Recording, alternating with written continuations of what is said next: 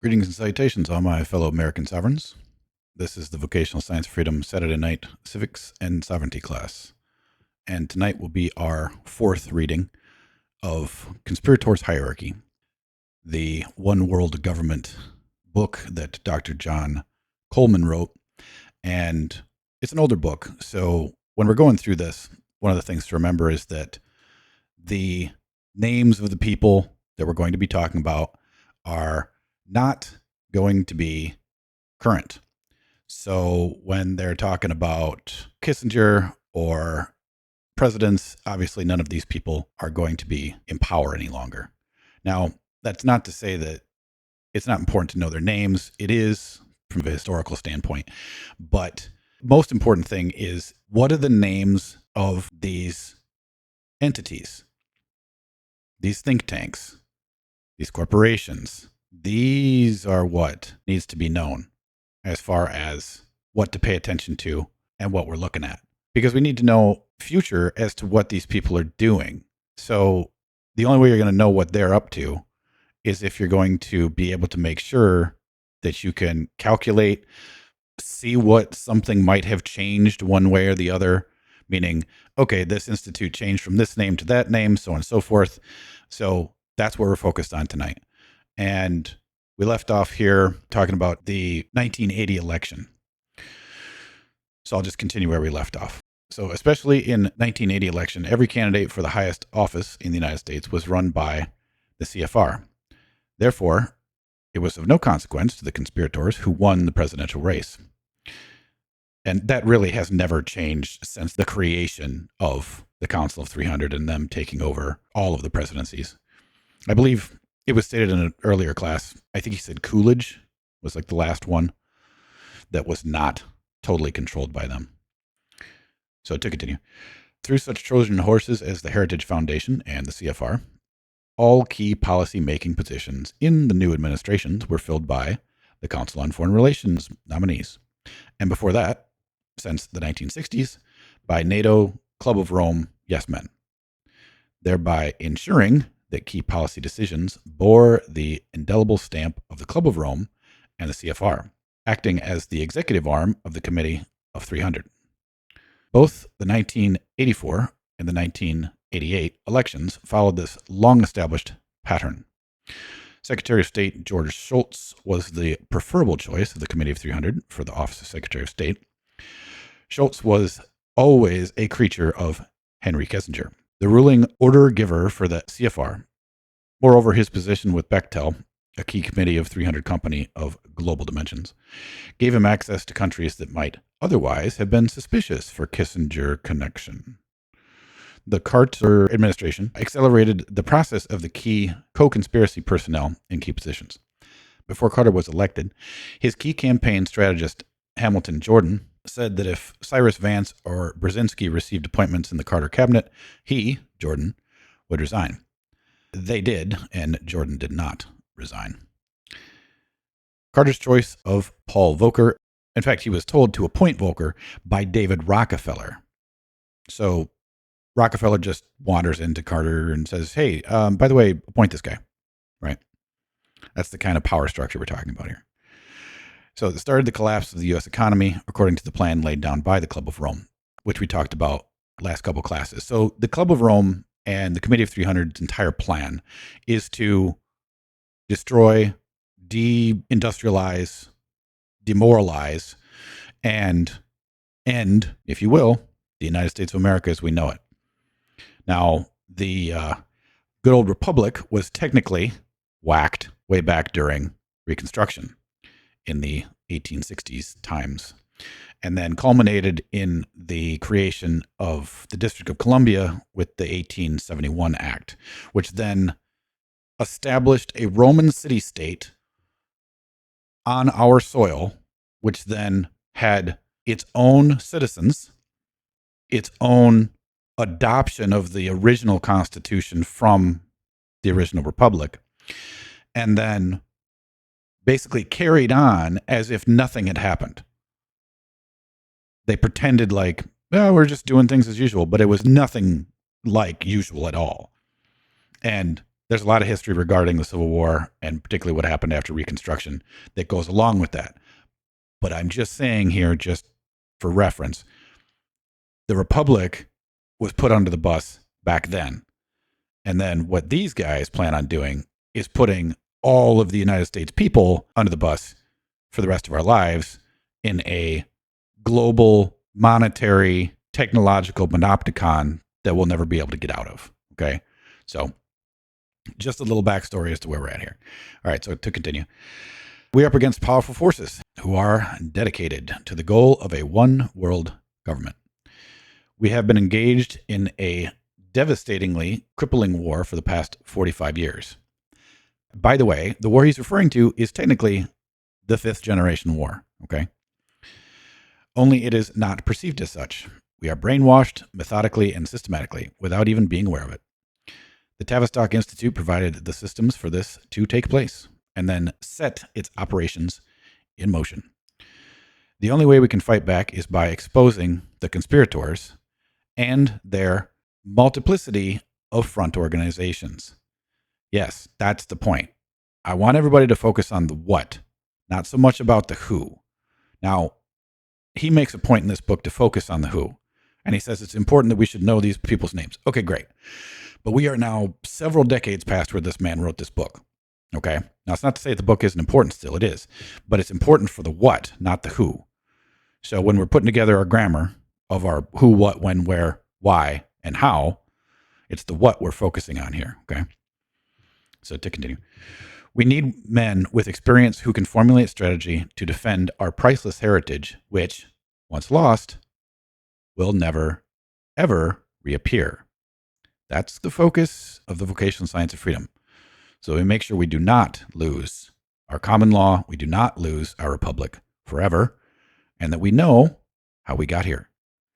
So to continue, we need to learn the methods the conspirators use, learn them, and adopt countermeasures.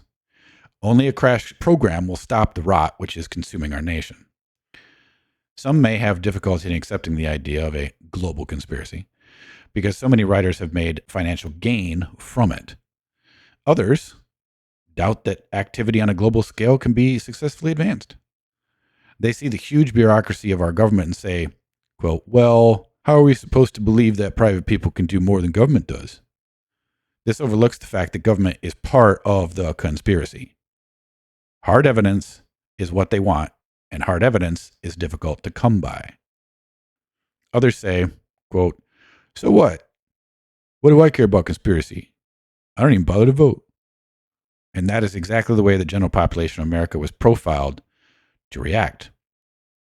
Our people have become discouraged, confused, demoralized, decentralized, poisoned, and dumbed down for the past 45 years as this fifth generation war has continued. And I put a little note in here. Again, this is called fifth generational warfare.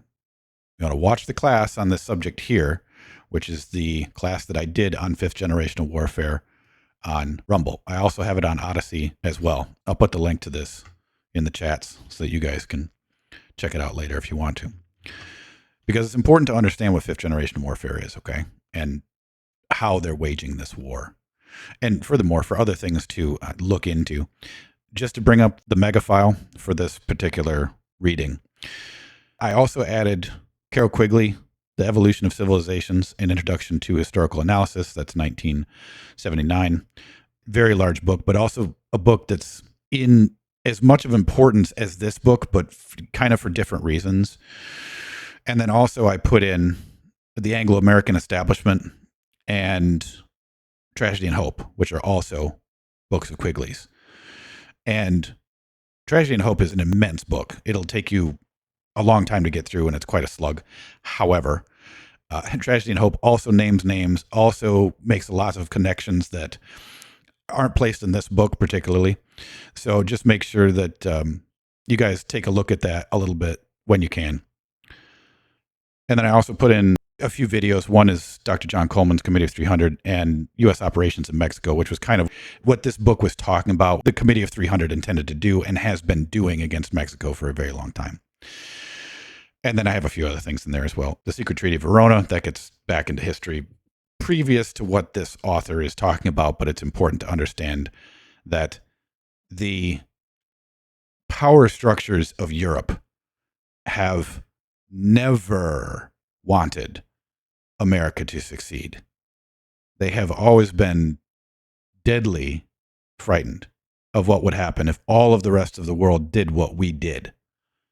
And because of that reason, they have been hell bent since 1776 to completely destroy it.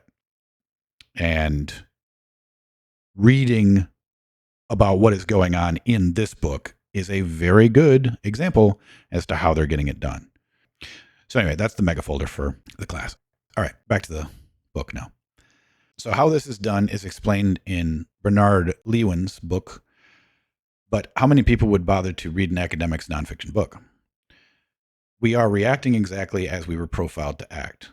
Demoralized and confused people will be far more ready to welcome the sudden appearance of a great man who promises to solve every problem and guarantee a well-ordered society in which people are fully employed and domestic strife is minimal. Sound familiar, anybody? Their dictator, for that is who it will be welcomed with open arms. Knowing who the enemy is a vital necessity. And just to make a side point, who the enemy is are the global Luciferian occultists. That's who your enemy is. Also known as Atonists, also known as Canaanites, also known as 1,000 different other names.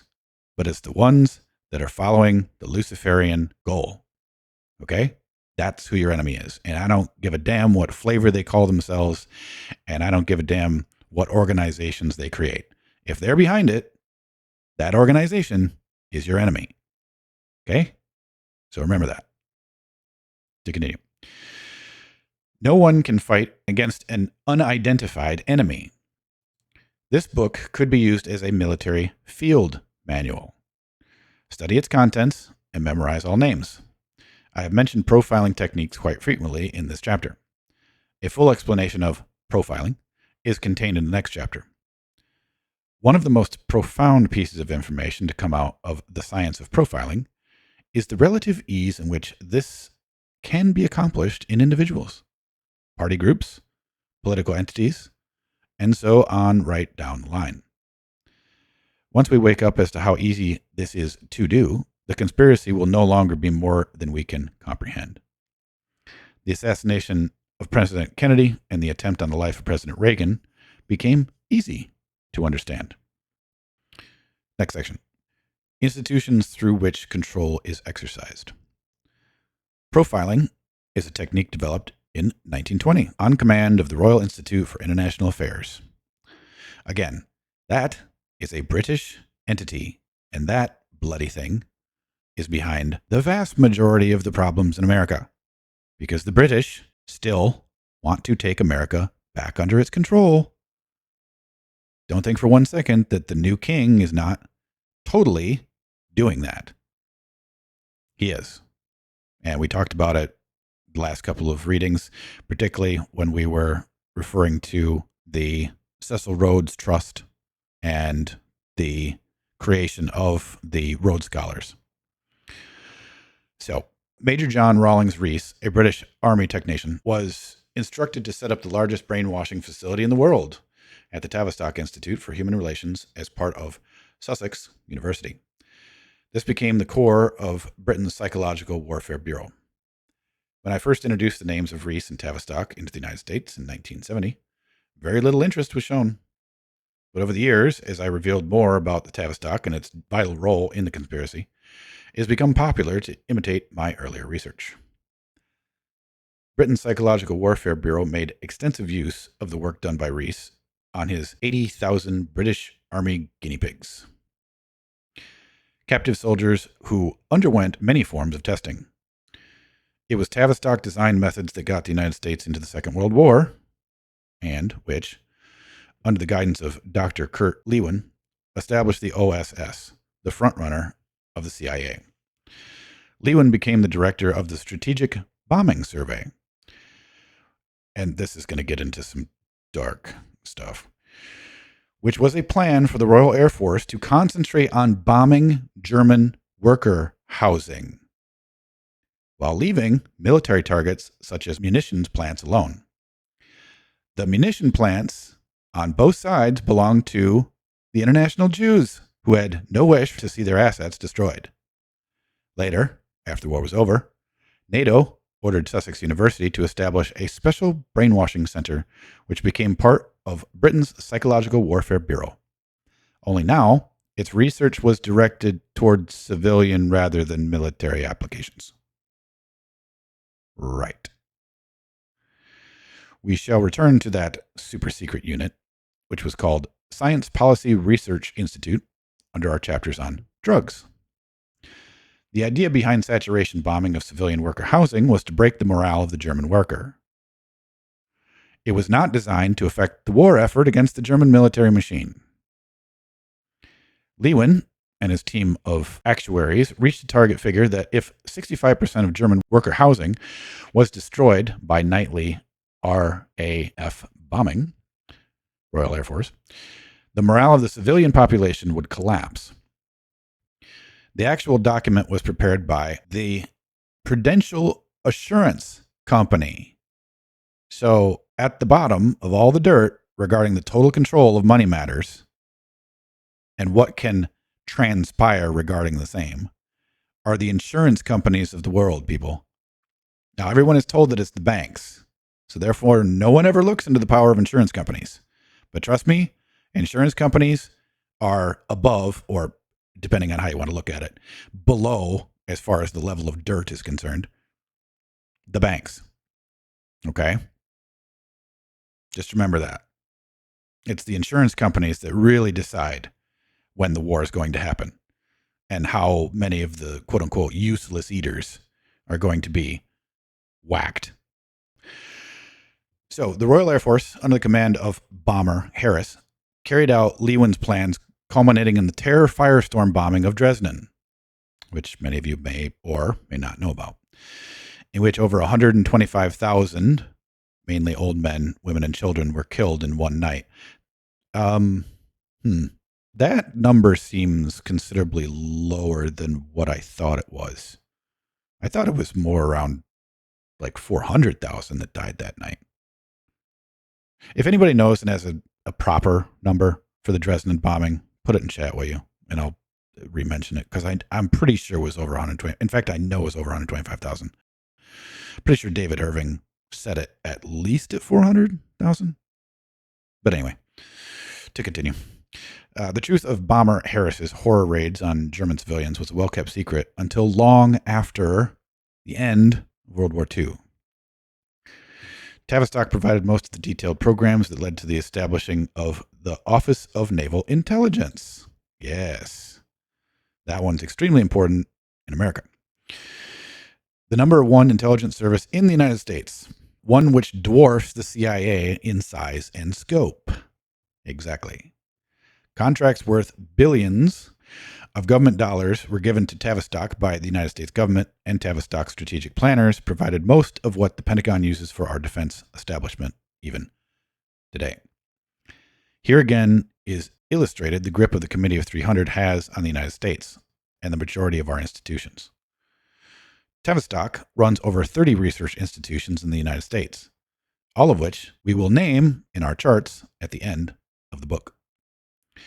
These Tavistock U.S. institutions have, in many cases, grown into gargantuan monsters, penetrating every aspect of our government agencies and taking command of all policy making.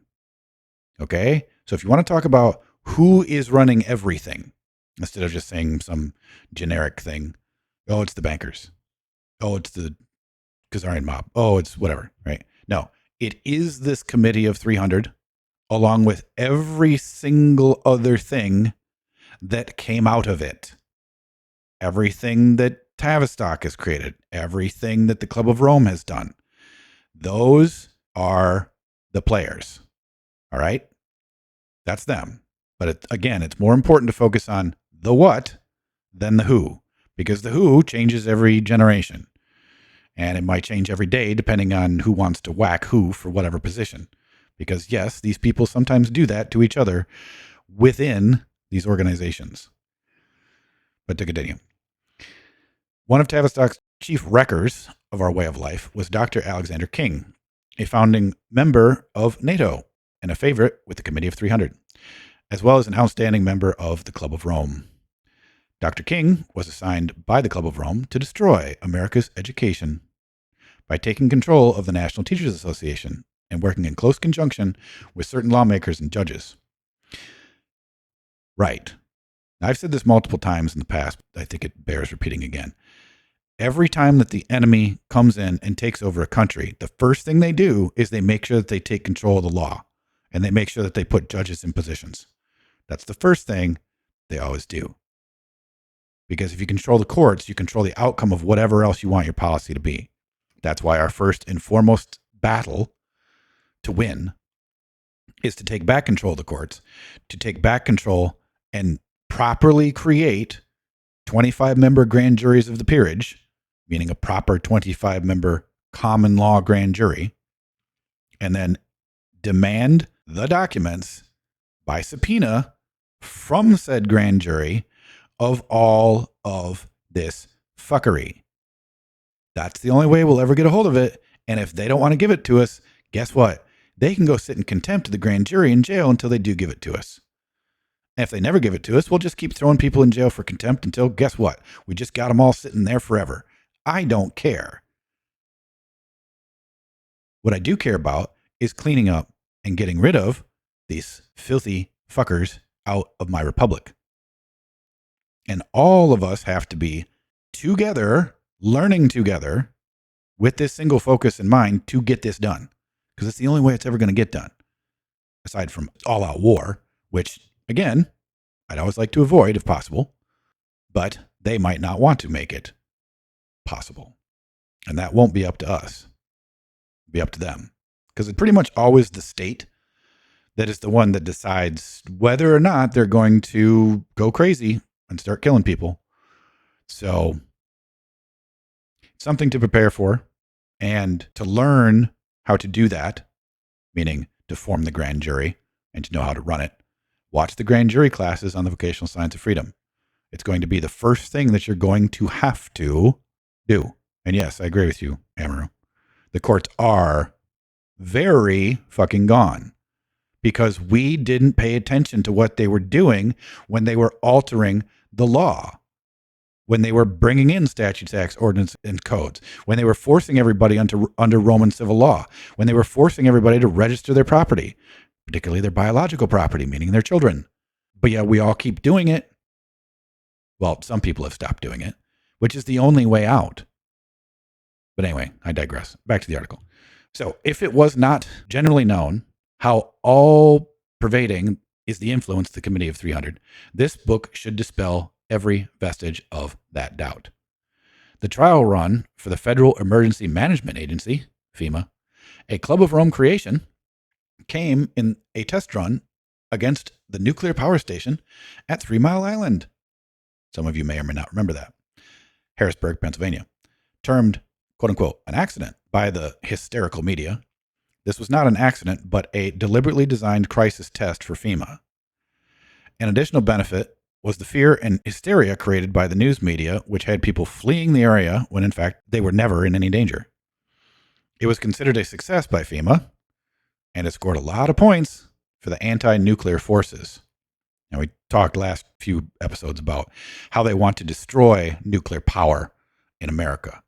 So that's part and parcel of that. So 3 Mile Island became the rallying point for the so-called environmentalists, a highly financed and controlled group run out of Aspen Institute on behalf of the Club of Rome. Coverage was provided free of charge by William Paley for CBS Television, a former British intelligence agent. Right.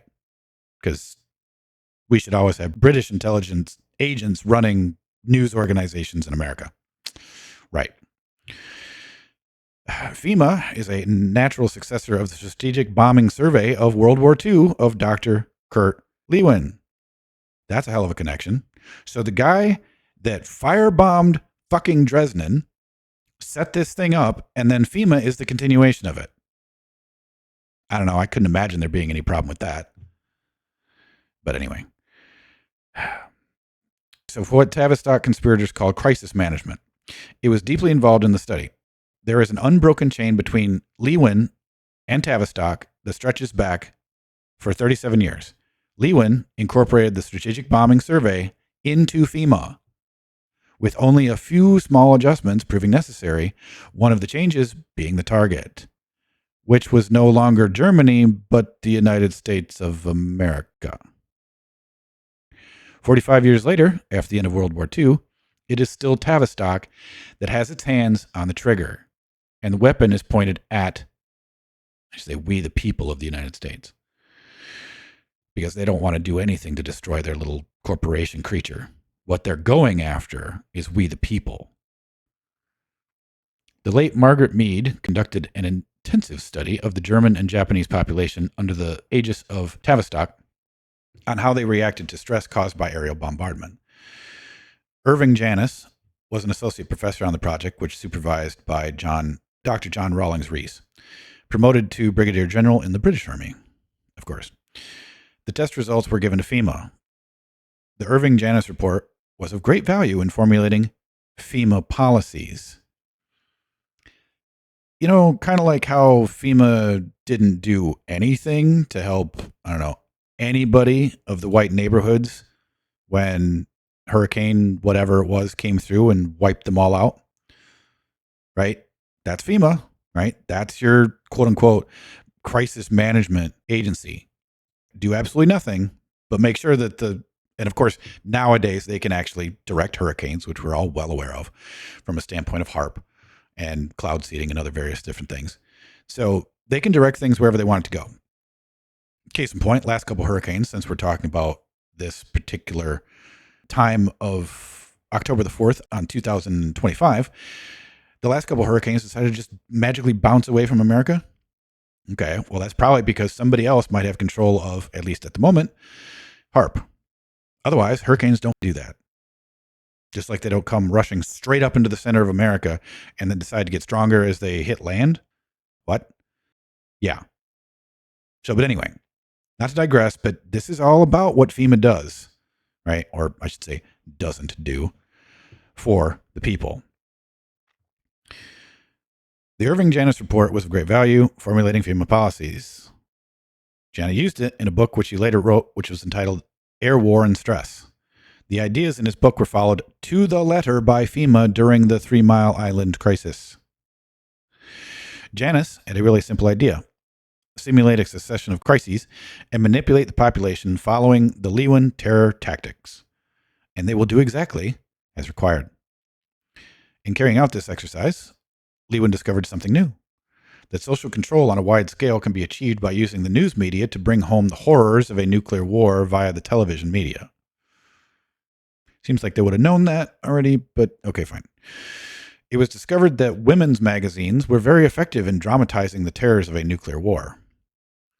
A trial run conducted by Janis had Betsy Bumpers, wife of Senator Dale Bumpers of Arkansas, quote unquote, writing for McCall's magazine on that subject.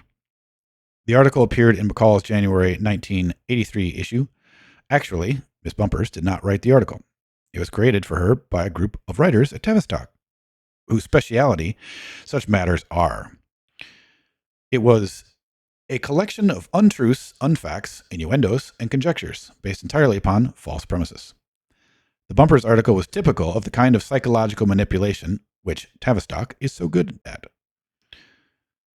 Not one of the ladies who read McCall's could have failed to be impressed by the terror horror story of what a nuclear war looks like.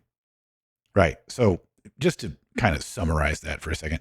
So you have the most advanced psychological warfare people writing an article for McCall's, making it, pretending like it was written by a woman, to scare the living hell out of every single female that reads it. There's your psychological warfare. That is your 5th generation warfare. And that is what they're doing to you. So As I said multiple times in the past, but again, it bears repeating, literacy is nothing but another form of slavery unless an actual system of critical thinking is used to discern what you're reading. Otherwise, you'll just read it and have, okay, I guess this is what it is then. I don't know. No, that's why you have to implement grammar, logic, and rhetoric to everything you read. As I've been doing with this book, I find that he has some things a little bit off here and there. And obviously, we have to account for the passage of time. But you have to use the trivium when you're reading, or else you're going to get just as brainwashed as all of the women that read that McCall's article. Okay. So William put into Mega Chat regarding the Dresden numbers. Okay, so he said the Dresden number is closer to 200,000. Again, I thought it was higher than that even from what David Irving said. But okay, thank you. On the Allied bombing raids, Dresden 10 days earlier, almost 200,000 victims from the attack on Dresden. Newspapers reported casualties. Okay. These were then quoted in German newspapers to substantiate the figures, according to Dresden city archivist. Well, about that, there was actually 2 runs, though. The trouble with it is that they ran conventional bombs over Dresden, meaning just explosive bombs. And then I believe they left and then came back, like refueled, or maybe it was just several squadrons of other bombers, possibly. And then they dropped fire bombs. So first they blew the city all to hell, which was completely populated by all of the refugees of the rest of the places of which these cocksuckers had been bombing other civilian locations. So everybody got funneled into Dresden. Well, then they bombed it to blow everything up, but then they firebombed it so that everything would light on fire.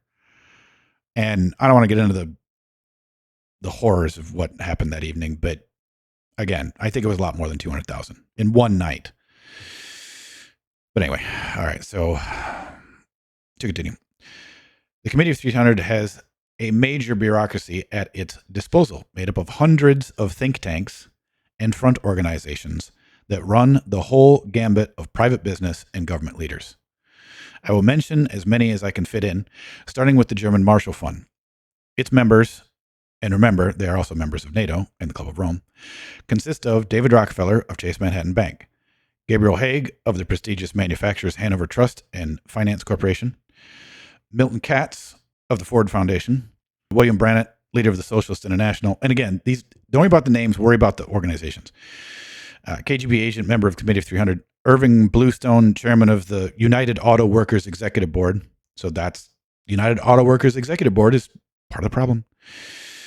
Russell Tran, U.S. president of the Club of Rome, and Prince Philip's World Wildlife Fund. Elizabeth Bigley, CBS programs producer. B.R. Gifford, director of the Russell Sage Foundation. Guido Goldman of the Aspen Institute, and late Everell Harriman, Committee of 300 extraordinary member. Thomas L. Hughes of the Carnegie Endowment Fund. See, now remember, make a point here. The Carnegie Endowment and the Rockefeller Foundation are the 2 main controllers of the educational system. Carnegie's side was focused on international affairs and anything that might deal with, quote unquote, like foreign policy in education. So that had a lot to do with history, American history, stuff like that. And then the Rockefeller Foundation was tasked with, if you will, of setting up the teacher pension fund and controlling all of the teachers from like all the grade schools, right, on up. So they split their tasks, if you will, to eventually control the totality of American education. So, okay, so anyway, back to this. All right, so Thomas L. Hughes of the Carnegie Endowment Fund, Dennis Meadows and Jay Forrester of MIT World Dynamics. The Committee of 300, although in existence for over 150 years, did not take on its present form until around 1897. It was always given to issuing orders through other fronts, such as the Royal Institute for International Affairs, when it was decided that a super body would control European affairs. The Royal Institute for International Affairs founded the Tavistock Institute, which in turn created NATO. So you see how all these things higher up the food chain, right? Or higher up the pyramid, as you will, as to where all these things started. Now, I didn't personally know a lot of these other connections. And I doubt anybody who's ever listening to this for, say, the first time of any sort of class that actually teaches you anything about the control structure of the totality of the earth is going to know any of this. But it's extremely important to know, as I agree with the author, that we should categorize these things, keep track of what they're up to, and also keep track of what they've also morphed into. Like, don't think for one second that, say, Palantir and Oracle are not now also part of the Committee of 300. Of course they are. No question asked. Is Musk and all the rest of his corporations? Probably. I don't know for sure, but I can pretty much goddamn guarantee you that Palantir and Oracle are. That's without question, because they have already shown the outcome-based thinking of what the Committee of 300 wants for America. It's already been implemented in what they're doing. It's what I'm trying to say, right? So, again, we have to watch how these things morph. To continue. For 5 years, NATO was financed by the German Marshall Fund. Perhaps the most important member of the Bilderbergers, a foreign policy body of the committee, was Joseph Redinger, said to have been its founder and organizer, whose annual meetings have delighted conspiracy hunters for several decades. Redinger was a well-trained Jesuit priest and a 33rd degree Freemason. No surprise there. Mrs. Catherine Meyer Graham, who is suspected of having murdered her husband in order to control the Washington Post. Remember what I said about these people killing each other? Well, there's a good example. Was another ranking member of the Club of Rome, as was Paul G. Hoffman of the New York Life Insurance Company. Again, insurance company. One of the largest insurance companies in the United States, and a leading rank company, which ties directly to Queen Elizabeth, who's now dead, so it would now be King, whatever the hell his name is, of England's immediate family. John J. McCloy, the man who attempted to wipe post-World War II Germany off the map. And, last but not least, James A. Perkins of the Carnegie Corporation. Were also founding members of the Bilderbergers and the Club of Rome. I'm grateful, said in Rumble Chat, to kind of give some more enlightened knowledge on what happened on Dresden that day. Said people were melted into the asphalt. Yes, that was one of the horrific things I was trying to avoid talking about. But yes, that's one of the things that happened. February 13th night, 2,700 tons of bombs dropped by Brits. Then February 15th, 400 tons of bombs by the United States Air Force, which was the incendiary. Yep. The photos documented asphalt melted. Yep. Yeah. I knew it was 2 runs. I didn't know who, and I didn't know what it was, or as far as the bombage was concerned. But thank you for bringing that up. So, yeah, that's what they did. And remember what we just learned tonight, that nobody knew about it until long after World War II was over. Or nobody wanted to say anything about it. That's for damn sure. Because, of course, it was an absolute war crime. Without question. Like, absolute extermination of an entire... Yeah, anyway. To move on. All right. Okay, what a star-studded cast. Yet strangely enough, few, if any outside of genuine intelligence agencies, have ever heard of this organization until recent times. The power exercised by these important personages and their corporations, television stations, newspapers, insurance companies, and banks they represent, matches the power and prestige of at least 2 European countries. Well, I'd say more like 7, but whatever. And still, this is only the tip of the Committee of 300's enormous cross-gridding and interfaced interests. Not mentioned in the foregoing lineup is Richard Gardner, who, although an early member of the Committee of 300, was sent to Rome on a special assignment. Gardner married into one of the oldest black nobility families of Venice, also just referred the Venetian black nobility, thus providing the Venetian aristocracy a direct line to the White House. How convenient. The late Averell Harriman was another of the committee's direct links with the Kremlin and the White House, a position which Kissinger inherited after the death of Harriman. The Club of Rome is indeed a formidable agency of the Committee of 300, Although, ostensibly, working on American affairs, the group overlaps the other Committee of 300 agencies, and its United States members are often found working with problems in Japan and Germany. Some of the front organizations operated by the above committee include the following, although not limited to. And I'm going to name these off and then just name their purpose. I'm not going to go through the officials because, as I stated earlier, I'm pretty sure they're probably mostly dead. So, the League of Industrial Democracy.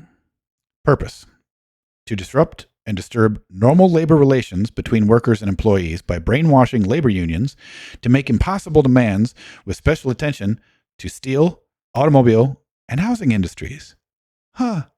Surprise, surprise. Like what happened to the American steel industry? Freedom House. Purpose: to spread socialist disinformation among Americans' blue-collar workers. Spread dissension and dissatisfaction. Now that these objectives have been largely realized, Gershman has been drafted by Lawrence Eagleberger to CEDC, a newly created body to stop a united Germany from expanding its trade into the Danube Basin. I think they've done a pretty good job of controlling Germany. Next one, Committee for a Democratic Majority. Purpose: to provide a connecting link between the education socialist class and minority groups with the intent of setting up a solid block of voters who can be counted on to vote for the left-wing candidates at election time. It was really a Fabianist operation from start to finish. Yes, that's absolute controlling of all the black population to vote Democrat, which has probably expanded quite a bit since that committee. Next one, Foreign Policy Research Institute. Purpose: to undermine and eventually end NASA space program. Social Democrats USA. Purpose: to spread radical socialism, especially among minority groups, and forge links between similar organizations in socialist countries. Lovestone was for decades the leading advisor to U.S. presidents on Soviet affairs and a strong direct link with Moscow. Institute for Social Relations. Purpose: change the way Americans think. I'm sure there's been a lot more of those recently. Probably just think of every single bloody social media platform. That's probably all connected. The Citizens League. Purpose: to bring common cause legal suits against various government agencies, especially in the defense industries. War Registrars League. Purpose: to organize... Okay, I'm going to actually read this one. Officials: Noam Chomsky, David McReynolds. Everybody should know who Noam Chomsky is. Purpose, and I don't think he's dead yet. Purpose: to organize resistance to the Vietnam War among left-wing groups, students, and the Hollywood in crowd. So there's your brainwashing Tavistock aspect for Hollywood, at least the lower level Hollywood goons. Next one, the Democratic Socialist Organizing Committee of the Institute for Democratic Socialism.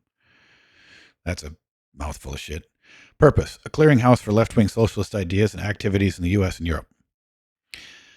Ooh, look at this next one. Anti-Defamation League, Fact-Finding Division. Purpose: a joint FBI British intelligence operation designed to single out right-wing groups and their leaders and put them out of business before they grow too large and too influential.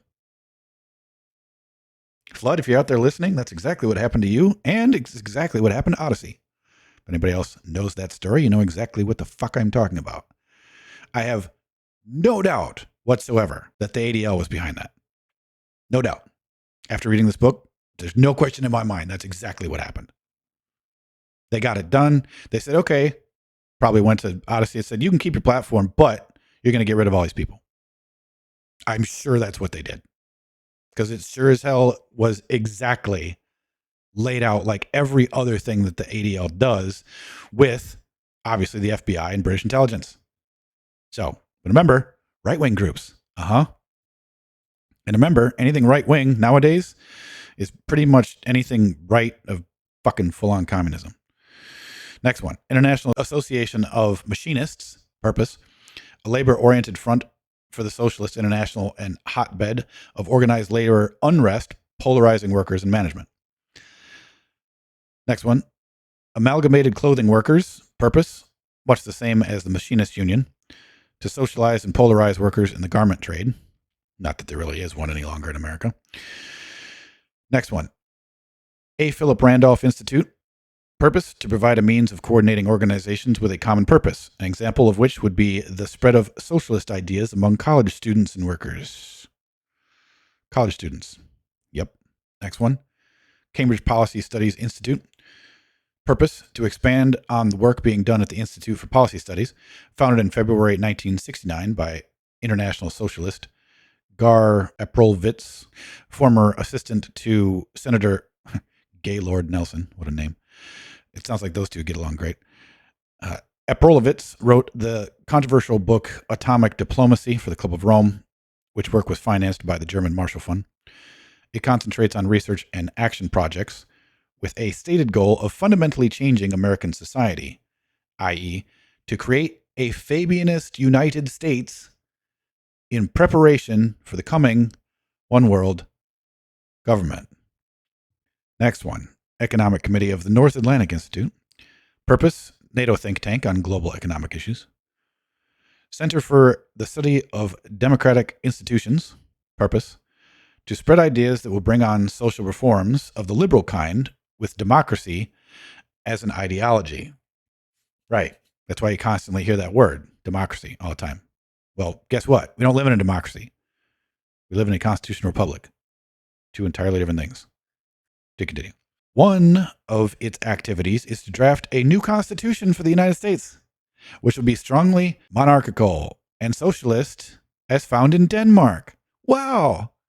So they're going to write a new constitution for us. Isn't that nice? I just love to see the day when they try that shit. But anyway, the center is an Olympian stronghold, basically a stronghold for the Luciferian occultists. They want America to be that stronghold. But the only way they're ever going to get that done is to remove, 400 million arms out of America. So good luck with that. But to continue. Located in Santa Barbara, it is housed by what is affectionately called the Parthenon. Former Representative John Rarick called it an outfit loaded with communists. I'm sure it is. By 1973, work on a new United States Constitution was in its 35th draft, which purports an amendment guaranteeing, quote-unquote, environmental right, the thrust of which is to reduce the industrial base of the U.S. to a mere whisper of what it was in 1969. Well, I think they pretty much scrapped that idea. I think they also realized that the 400 million arms would be all pointed directly at them, and they would be fucking eradicated in a fraction of a second if they tried to put that forward. So anyway, I will just skip the rest of their idiocy. Harvard Psychological Clinic. Purpose: to create a climate where the Committee of 300 can take unlimited power over the U.S. Right. I pretty much would think that any major college that has a psychological clinic is being controlled by the Committee of 300. Institute for Social Research. Purpose: to devise a whole new set of social programs to steer America away from industry. Right. Because remember, their goal is to completely deindustrialize the United States. Next one, Science Policy Research Unit.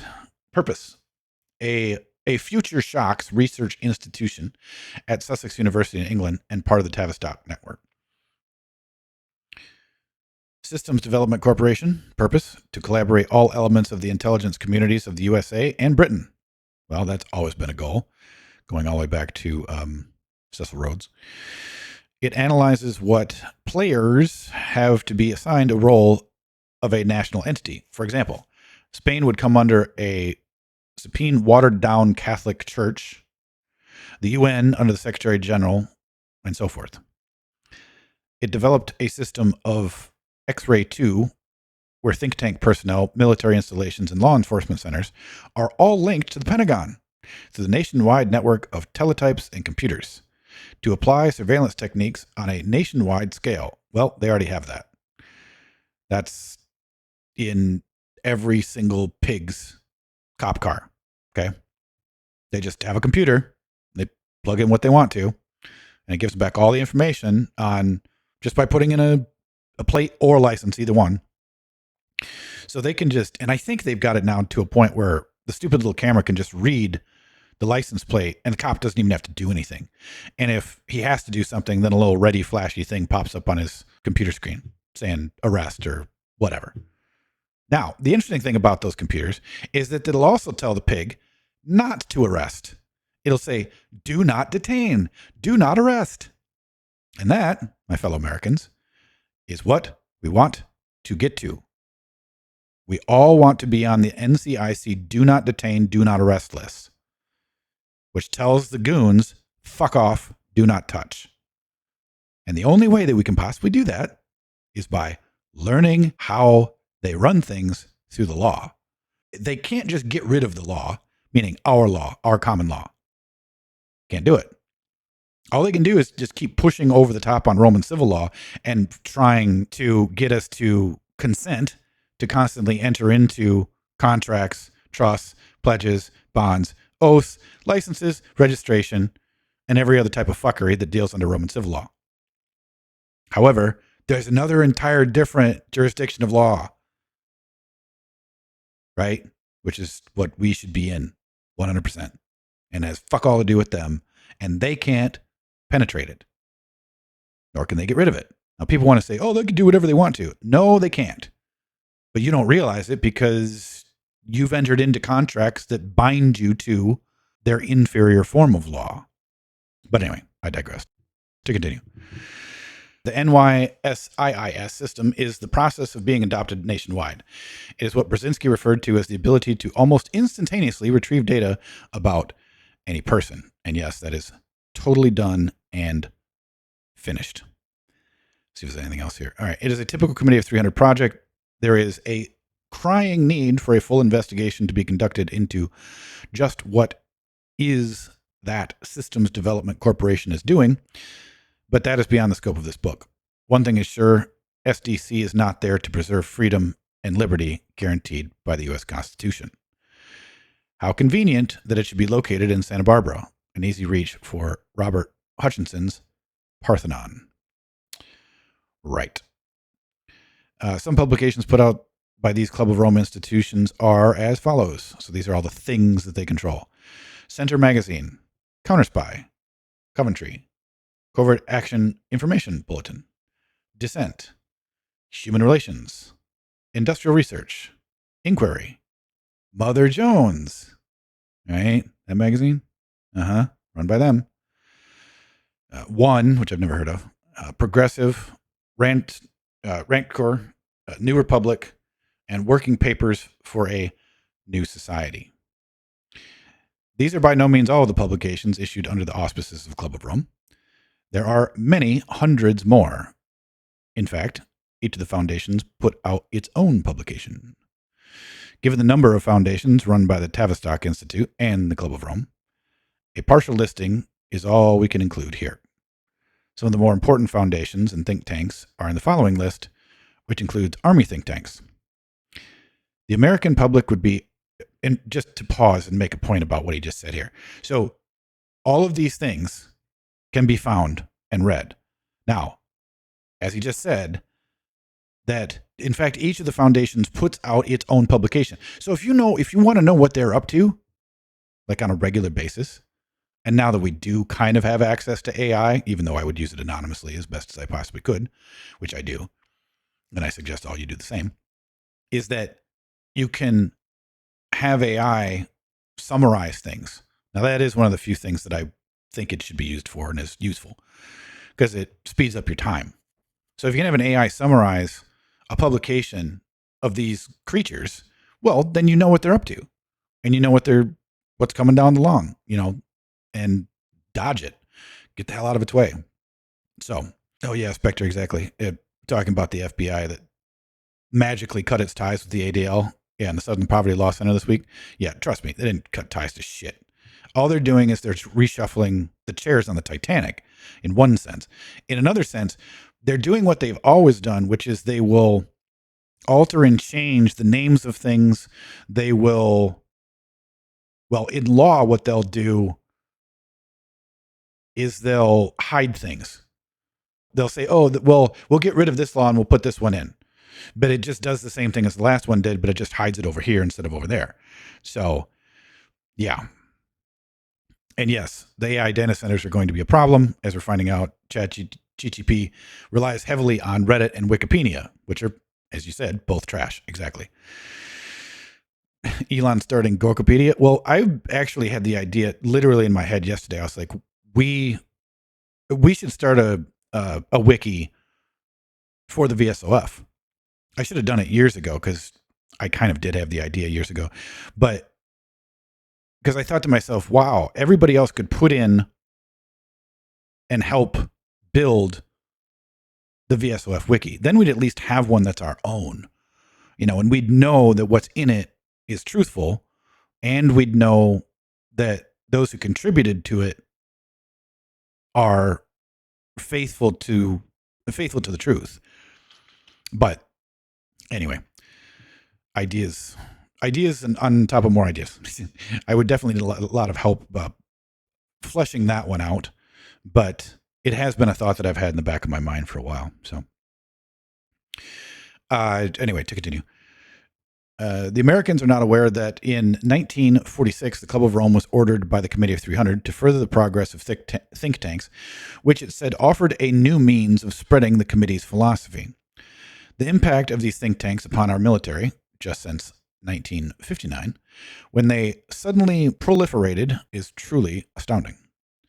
There is no doubt they will play an even greater role in the daily affairs of this nation as we come to the close of the 20th century, as it certainly did. The Mont Pelerin Society. Mount Pelerin is an economic foundation devoted to issuing misleading economic theories and influencing economists in the Western world to follow models it lays out from time to time. Its leading practitioners are von Hayek and Milton Friedman. Of course they are. The Hoover Institution. Founded originally to fight communism, this institution has slowly but surely turned towards socialism. It has an annual budget of $2 million funded by companies under the umbrella of the Committee of 300.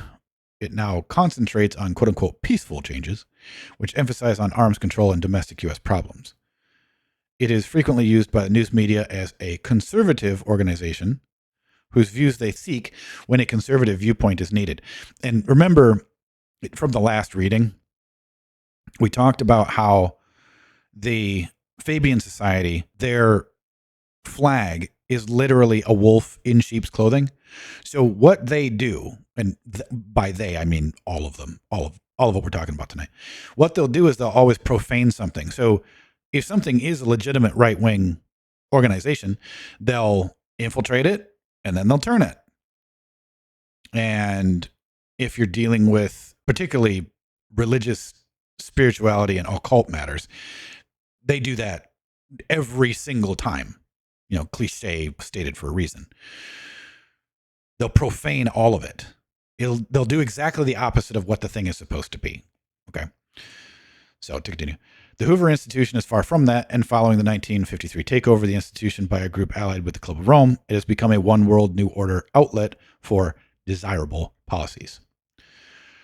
The Heritage Foundation, founded by brewery magnate Joseph Coors, to act as a conservative think tank, Heritage was soon taken over by Fabianist Sir Peter Vickers Hall, Stuart Butler, Stephen. So Joseph Coors started it as a good thing, and then they corrupted it every single time. Under the direction of the Club of Rome, this institute played a major role in carrying out British Labour leader Anthony Wedgwood Benn's order to Thatcherize Reagan. Right? Heritage is certainly not a conservative operation, although at times it may look and sound like one. Human Resources Research Office. This is an Army research establishment dealing in psychotechnology. What a wonderful term. Most of its personnel are Tavistock trained. Psychotechnology covers GI motivation, morale, and music used by the enemy.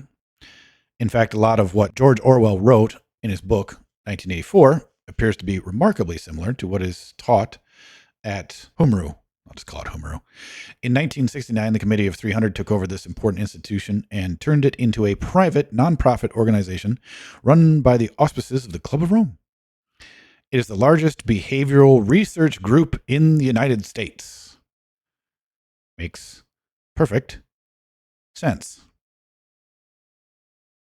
I'm grateful said in the American Bar Association is today a bunch of National Lawyers Guild and tied to the Communist Party. Yes, exactly. USA CPUSA, as I read from 1950s congressional reports. Yes, that's not a question. That is, you might as well have said that as a statement. And yes, the entire Bar Association has and always has been and always will be British controlled. It's the very reason why the original 13th Amendment was written. It's the very reason why the original 13th Amendment is stated verbatim in the Articles of Confederation.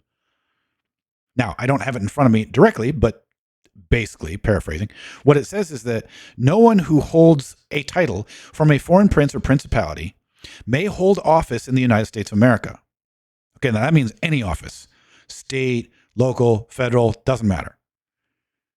Okay, what is every single fucking attorney? They're an esquire. An esquire is one title below a knight under the British aristocracy. So yes, they've always been a problem. I've always told everybody your first and foremost enemy is the attorney. Always. For the exact reason that I am grateful just mentioned and what I expounded upon.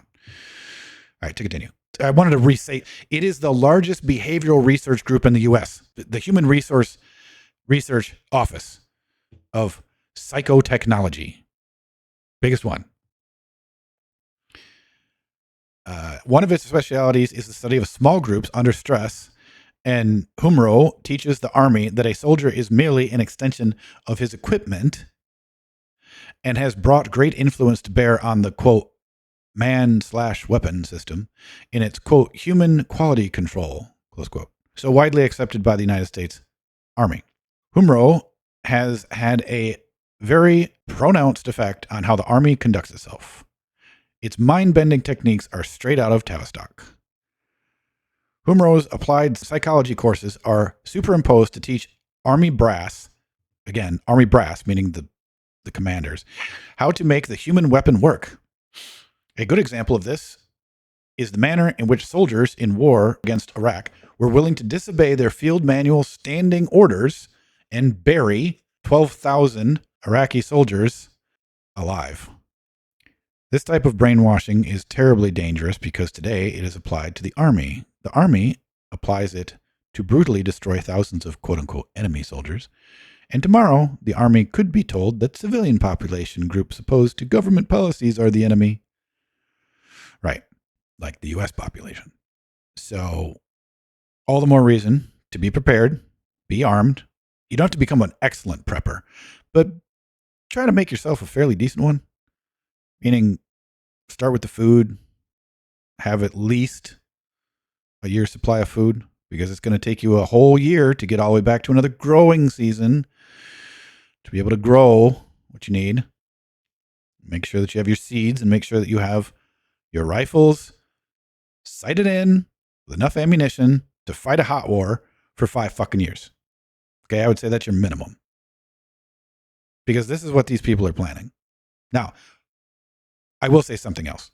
Based upon some of these think tanks and research papers, they found that in questioning all of the United States Army personnel and the rest of the military branches, they found out that 85% of them, in a total shit hit the fan scenario, would not follow orders at all, but they would go home to protect their families. Now, this is a situation in an American shit hits the fan scenario, okay? So when people talk about, oh, the Army's going to do all this to us, there's not going to be one, okay? Not at all. And the ones that will be left will be psychopaths, childless, without family psychopaths that are willing to kill American people. So fine, just get rid of them. Aren't going to be that many of them anyway. And they won't be that difficult to take out because no one can fight an army of snipers. So anyway, to continue. We are already a mindless, brainwashed flock of sheep. Yet it seems that Humero can take mind bending and mind control a step further. Humero is a valuable adjunct to Tavistock, and many of the lessons taught at Humero were applied in the Gulf War, which makes it a little easier to understand how it came to be that American soldiers behaved as ruthlessly and heartless killers, a far cry from the concept of the traditional American fighting men. Next one, Research Analysis Corporation.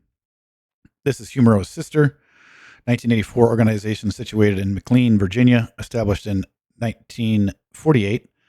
It was taken over by the Committee of 300 in 1961 when it became part of the Johns Hopkins block. It has worked on over 600 projects, including integrating Negroes into the Army, the tactical use of nuclear weapons, psychological warfare programs, and mass population control.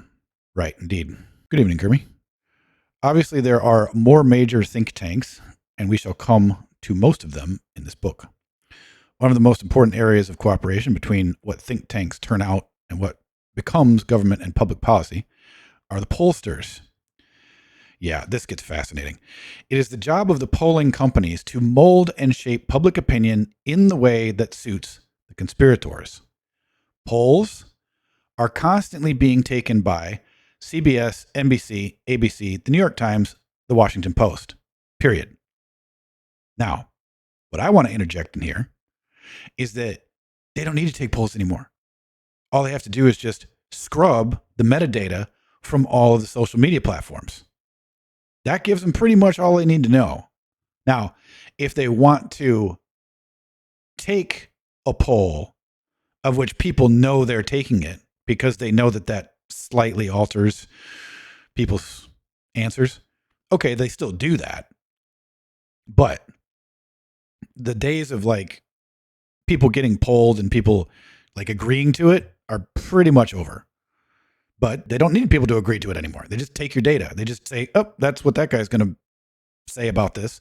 We don't even have to ask him. We already know based upon his metadata, right? So anyway, to continue, meaning this whole thing, they've kind of evolved past is what I'm getting at. But it's still important, the concept of what they're talking about here. So most of these efforts are coordinated at the National Opinion Research Center, where, as much as it will amaze most of us, a psychological profile was developed for the entire nation. So America is X. And sometimes America changes from X to being Y. And maybe Z. Findings are fed into the computers of Gallup Poll and Yankovic, Skelly, and White for comparative evaluation.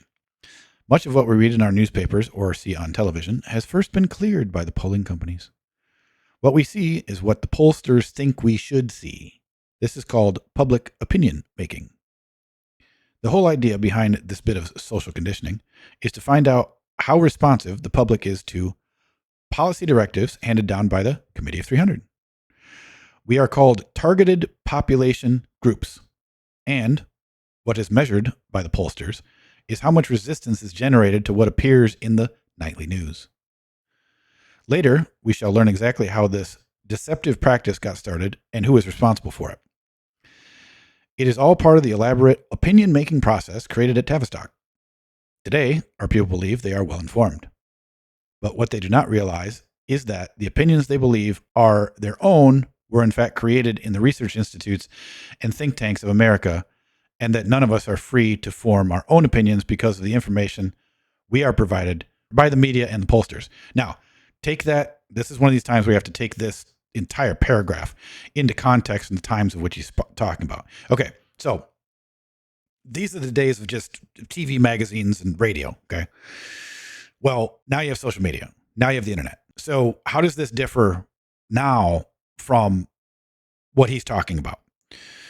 That it already is created and it's put in. Okay, so on platforms that are completely controlled by the Luciferian filth, it's going to be what they decide comes through your newsfeed, right? Now, on platforms that are not so controlled by them, like, say, Gab, you decide more or less what's coming through your newsfeed based upon who you like, who you follow, who you block, right? You can just block whoever the hell you want to. You can block whole groups if you want to. And that then takes that out of that scenario. Now, strangely enough, what you're doing is you're creating more of an echo chamber. However, if you already know who you wish to be associated with and who you want to be around, and particularly who you don't want to be around, then that's a nice option to have. And the only other way that they could possibly get into networks like that or to programs like that would be through, possible advertising here and there, but I'm pretty sure Torba's not going to fucking allow any really messed up stuff to go onto Gab. Nor would anybody else allow anything that actually has a conscience to do that on their platform. But that's how they do it now, as far as creating what they want you to see. It's what goes into your newsfeed, right? Want a decent newsfeed that's not half bad, go read Zero Hedge every day. That's okay, right? And then there were other places that also had good news feeds until, I don't know, people got whacked. Like I can think of probably a half dozen of those. Breitbart's the first one that comes to mind. But anyway, you have to find the places that aren't being manipulated. Okay? All right, to continue. Polling was brought to a fine art just before the United States entered the Second World War. Americans, unbeknown to themselves, were conditioned to look upon Germany and Japan as dangerous enemies who had to be stopped. In a sense, this was true, and that makes conditioned thinking all the more dangerous, because based on the information fed to them, the enemy did indeed appear to be Germany and Japan. Just recently, we saw how well Tavistock's conditioning process works when Americans were conditioned to perceive Iraq as a threat, and Saddam Hussein as a personal enemy of the United States. Such a conditioning process is technically described as, quote, the message reaching the sense organs of persons to be influenced. Otherwise put, making sure that the easement is well trenched within your dome. One of the most respected of all pollsters is Committee of 300 member Daniel Yanklevich of the company Yanklevich, Skelly and White. Yanklevich is proud to tell his students that polling is a tool to change public opinion, although this is not original. Yanklevich having drawn his inspiration from David Nesbitt's book Trend Report, which was commissioned by the Club of Rome. In his book, Nesbitt describes all the techniques used by public opinion makers to bring about the public opinion desired by the Committee of 300. Public opinion making is the jewel in the crown of the Olympians. And by the way, the Olympians, as this was in former reading, the Olympians are what the top of the Committee of 300 and all the rest of these people call themselves. Okay? So what they want to do is they want to emulate a white European religion, basically Nordic religion, right? And Greeks, and say, oh, we're going to call ourselves the Olympians. What are they doing? They're appropriating things of yours again and then corrupting them. That's what they do. But to continue. With their thousands of new social scientists at their beck and call, and with the news media firmly in their hands, new public opinions on almost any subject can be created and disseminated around the world in a matter of 2 weeks. Well, guess what? Now it's literally in a matter of the speed of light.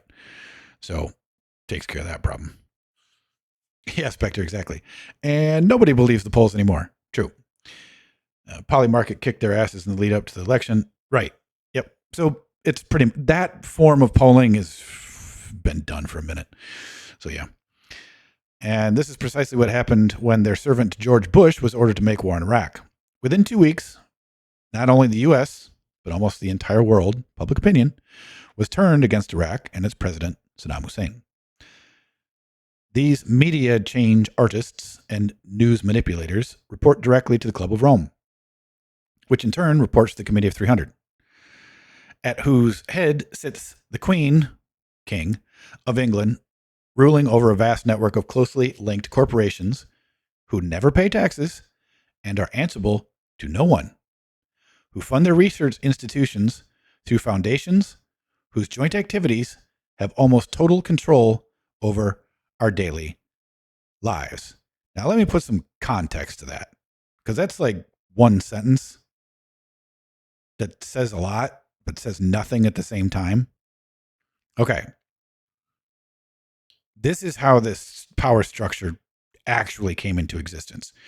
So, the kings and the queens of Europe, the oligarchy, they were infiltrated multiple different ways. One, they were infiltrated by the Jews who came in with their central banks, but allowed the oligarchy and the crowns of those nations to buy into and to hold stock in the central banks of which they created in their countries.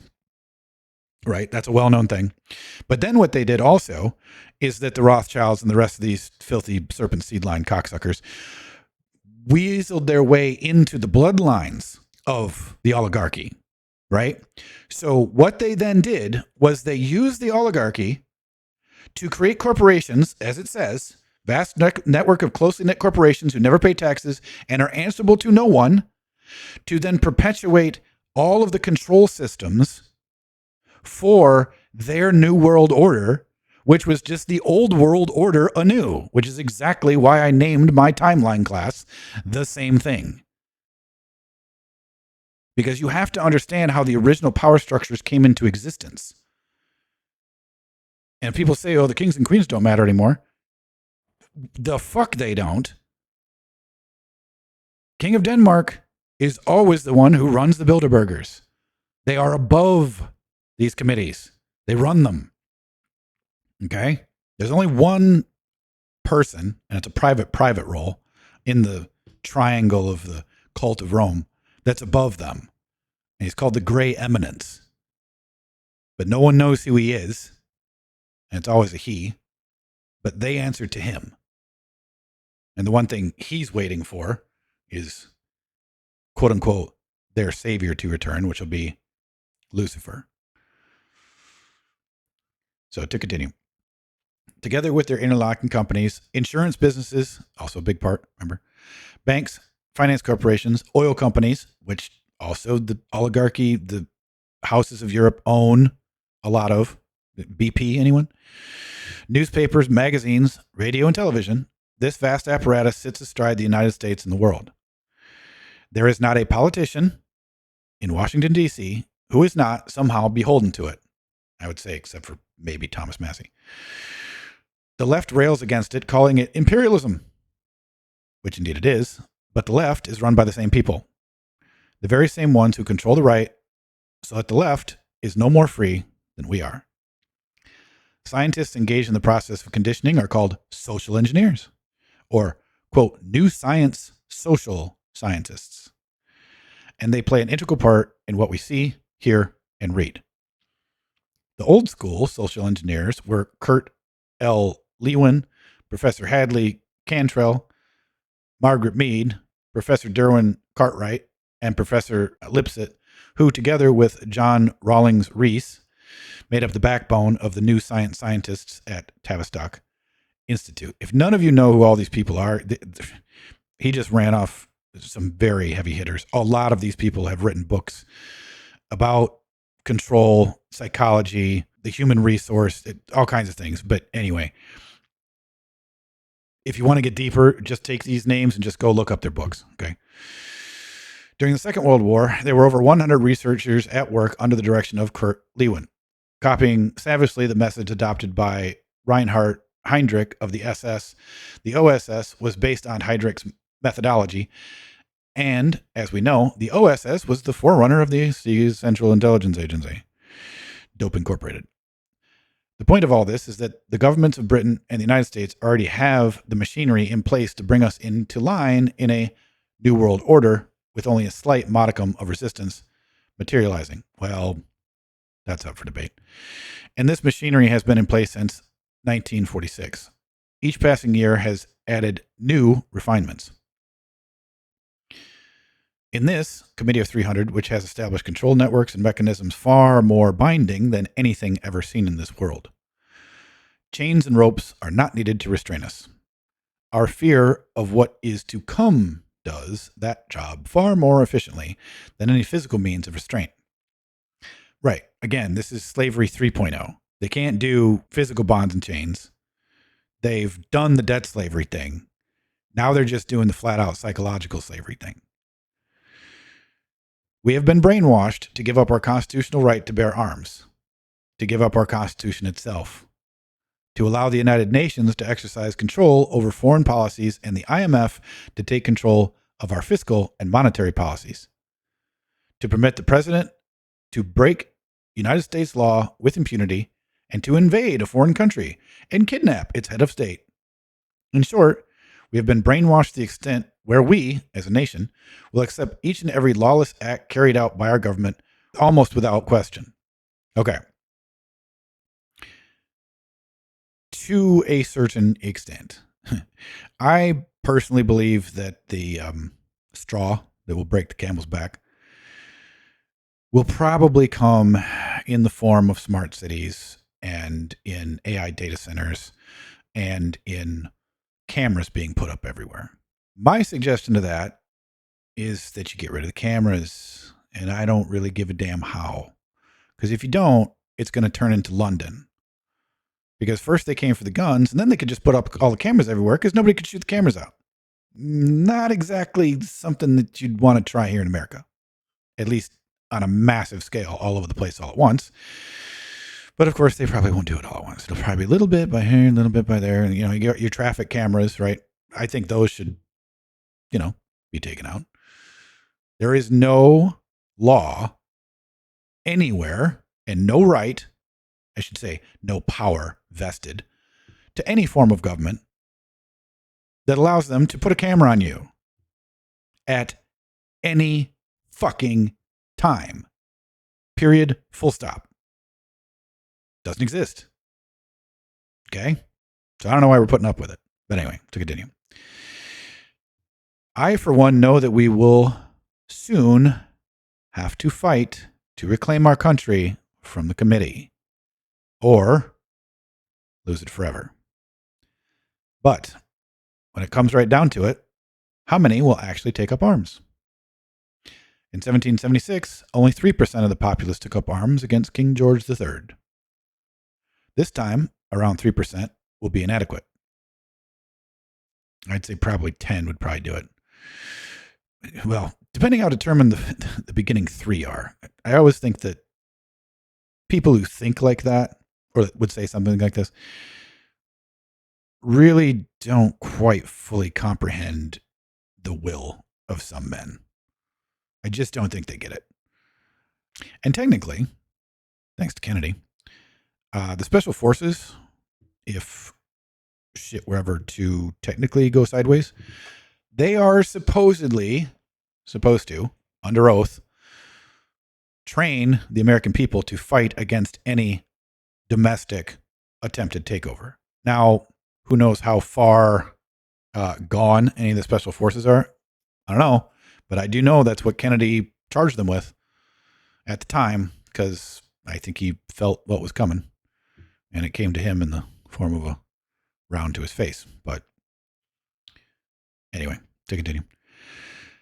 We should not allow ourselves to be led down dead end roads. For that is what our mind controllers have planned for us. By confronting us with such a complexity of issues that we simply succumb to long-range penetration and make no decisions at all on many vital issues. Again, what I was talking about regarding becoming a prepper. Should do that. We shall be looking at the names of those who make up the Committee of 300, but before we do that, we should examine the massive interfacing of all important institutions, companies, and banks around the committee's control. We must mark them well, as I said, Ibn, because these are the people who are deciding who shall live and who shall be eliminated as useless eaters. In case anybody doesn't know, during World War II, it was the insurance companies who, quote unquote, indemnified Poland. In case you don't know what indemnify means, it means promise to pay. And when an insurance company comes to collect, that's indemnification. And what did they call them? They call them useless eaters. So just a bit of history for you regarding both insurance companies and that term. To continue. Where we will worship God, what we must wear, and even what we shall eat. According to Brzezinski, we shall be under endless surveillance around the clock for 365 days a year ad infinitum. That to me is the line in the sand, folks. That's what I'm talking about. Gets to that point, the rest you can do whatever the fuck you want. I'm going hunting. That's all I can say. So, so be it. That's the absolute total slavery of a human being. And I will kill anybody who attempts to enslave me. That's what it is. So, to continue, that we have been betrayed from within is being accepted by more and more people each year. And that is good, because it is through knowledge, a world translated from the word that we shall be able to defeat the enemies of all mankind. Right. So, yes, it's good that more people are waking up. And I think more people are waking up much faster because of the internet and because of that no one's tolerating total censorship. So, yeah, Kevin, exactly. But they want you to eat the bugs. No, thank you, motherfuckers. You can eat your own bugs. Thank you very much. And, okay, while we were being distracted by the boogeyman at the Kremlin, the Trojan horse was being moved in position in Washington, D.C. The greatest danger free people face today is not from Moscow, but from D.C. No kidding. We need first to conquer the domestic enemy, and after that, we will be strong enough to mount an offensive to remove communism from the earth together with all of its attendant isms. Feminism, LGBTQism, fagism, right? Populism, socialism, all the isms. Get rid of them all. Because that's what they're using to control us. And I totally agree with them. Get rid of the domestic enemy first. The United States Federal Corporation needs to be exterminated. That's it. We take back our republic, continue to do things the way we were doing them prior to the Civil War, and tell all the rest of the world to fuck off. If they try to come in here again, we'll know what they did last time. Gonna do the same dumb shit, as somebody once said. It's sometimes different shit, but it's always the same people. Right. It's always your global Luciferian fuckers. So, to continue. The Carter administration accelerated the collapse of our economy and our military strength. The latter begun by Club of Rome and Lucius Trust member, and that's why I put that in red, because I don't think he's spoken upon the Lucius Trust yet, which is literally stands for Lucifer Trust. Lucius Trust member Robert Strange McNamara. In spite of his promises, Reagan continued to undermine our industrial base, starting where Carter left off. While we need to keep our defenses strong, we cannot do that from a weak industrial base, for without a well-run military-industrial complex, we cannot have a viable defense system. Well, seeing as how the only people we're really defending against are these sons of bitches anyway, whatever. The Committee of 300 recognizes this and planned from 1953 its zero-growth post-industrial policies, now in full flower. Thanks to Club of Rome, our technological potential has dropped below that of Japan and Germany, nations we are now supposed to have defeated in World War II. How has this come about? Because men like Dr. Alexander King and his blindfolded state of mind have failed to recognize the destruction of our educational institutions and systems of teaching.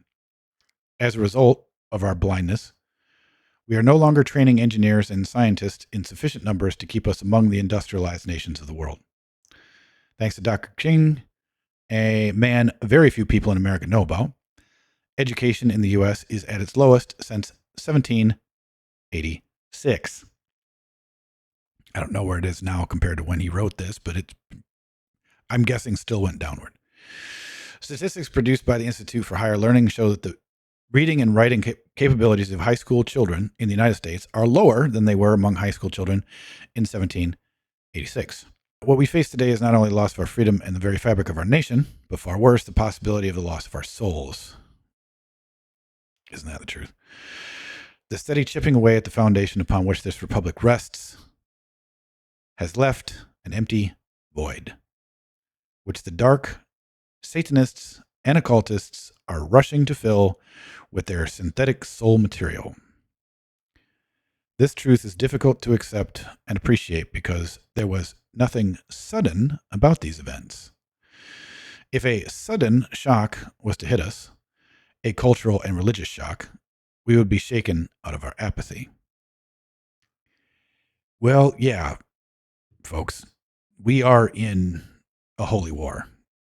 Whether you take that from a Christian point of view, I'm a Taoist, so I take it directly from a universal natural law point of view. as that what they are doing is directly in violation of natural law. That's how I see it. But make no doubt, it is definitely a holy war, because they are coming for your soul, they're coming for your children's souls, and they are coming for the totality of the planet. So, and again, I think that goes to what the shock will probably be, would be, I don't know, if COVID didn't shock us, I don't know. I honestly don't know what will, because that was millions of people dead. So I don't know.